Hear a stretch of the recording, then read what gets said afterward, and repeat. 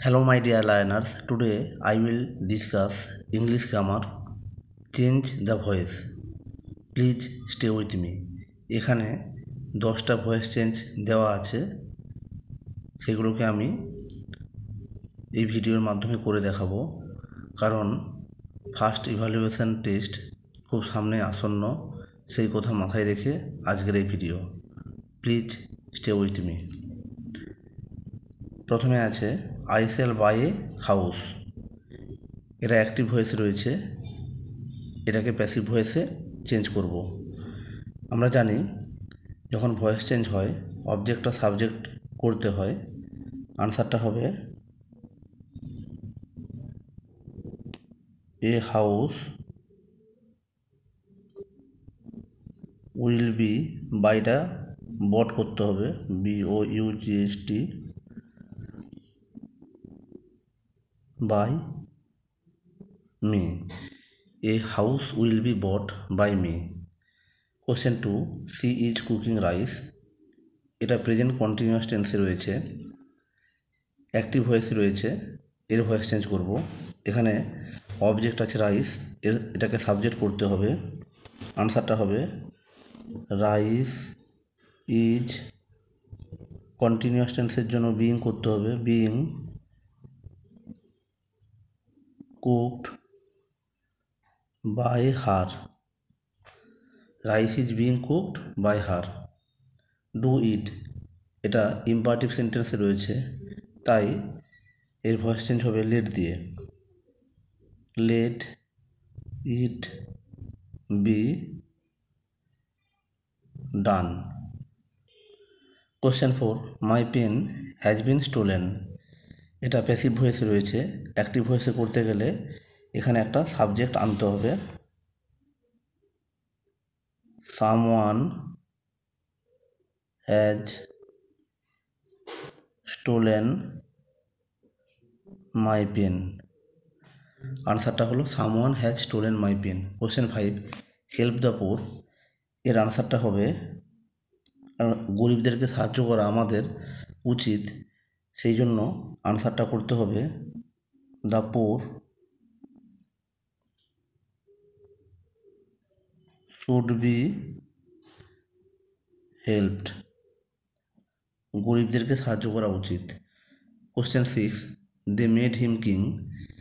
এখানে একটু বলে রাখি, অনেকে হিম এবং কিং এই দুটোকে অবজেক্ট ভাববে, কিন্তু না, এখানে কিংটা কমপ্লিমেন্ট, অবজেক্ট নয়।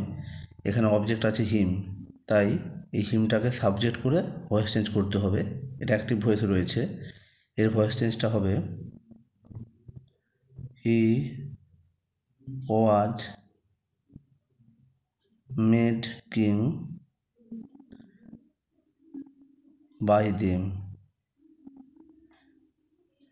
অনেক সময় অনেক সেন্টেন্সে দুটো অবজেক্ট থাকে, সেক্ষেত্রে যে কোনো একটা অবজেক্টকে সাবজেক্ট করে ভয়েস চেঞ্জ করা যায়, কিন্তু এক্ষেত্রে কিংকে যদি কেউ সাবজেক্ট করে ভয়েস চেঞ্জ করে সেক্ষেত্রে তার উত্তরটা ভুল হয়ে যাবে, mind it.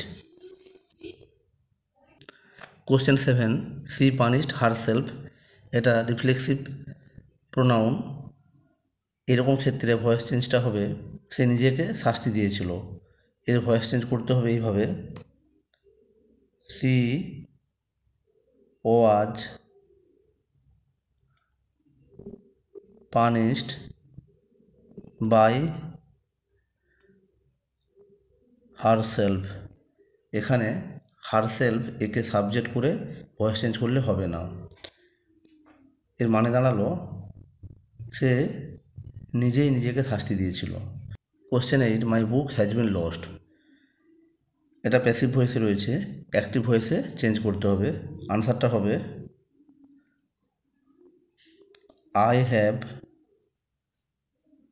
Lost my book. I have lost my book. Question 9, did he take tea. সে কি চা নিয়েছিল।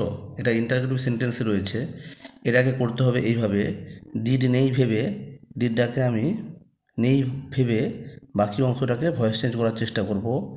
এখানে টিটা অবজেক্ট, সাবজেক্ট হবে, টি যেহেতু ডিডটা পাস্ট টেন্সে রয়েছে, ওয়াজ টেকেন বাই হিম। এখানে এই সেন্টেন্সটা যেহেতু ইন্টারগেটিভ সেন্টেন্স রয়েছে, তাই এই অংশটাকে আমরা ইন্টারগেটিভ করে নেব, তাহলে ভয়েস চেঞ্জ হয়ে যাবে। শুধু ওয়াজটাকে সামনে এনে বাকি সব যেমন আছে তুলে দিতে হবে। ওয়াজটি টেকেন বাই হিম দিয়ে অবশ্যই শেষে একটা ইন্টারগেটিভ মার্ক লাগাতে হবে। এইভাবে আমরা ইন্টারগেটিভ সেন্টেন্সের ভয়েস চেঞ্জগুলোকে খুব সহজেই করতে পারি। Question 10, we can gain nothing without labour. এটা অ্যাক্টিভ ভয়েসে রয়েছে, প্যাসিভ ভয়েসে এটাকে চেঞ্জ করব। Nothing can be গেন্ড without labour. এখানে বাই আস দেওয়ার দরকার হয় না, কাজেই এখানে আমি ফুল স্টপ দিয়ে সেন্টেন্সটাকে কমপ্লিট করব। তাহলে উত্তরটা দাঁড়ালো nothing can be গেন্ড without labour. এই ছিল আজকের এই ভয়েস চেঞ্জ সংক্রান্ত আলোচনা। এই 10টি ভয়েস চেঞ্জ আমি আরেকবার সকলকে দেখিয়ে দিচ্ছি। যদি ভালো লাগে তবে অবশ্যই আমার এই ভিডিওটাকে লাইক, কমেন্ট এবং সাবস্ক্রাইব করে আমাকে সাপোর্ট করবে, যাতে এই ধরনের ভিডিওগুলো আমি আবার করার মতো উৎসাহ পাই। বলে রাখি, এখানে বিভিন্ন সেন্টেন্স, বিভিন্ন ধরনের ভয়েস চেঞ্জ নিয়ে আলোচনা করা হয়েছে, যাতে পরীক্ষায় তোমরা ঠিকঠাকভাবে সব ভয়েস চেঞ্জগুলো করে আসতে পারো। সবাই ভালো থেকো এবং প্রিপারেশান চালিয়ে যাও। যদি কোনো জায়গায় বুঝতে অসুবিধা হয় তবে অবশ্যই আমাকে কমেন্ট করে জানিও। Okay, thanks for watching this video. Tata, bye by.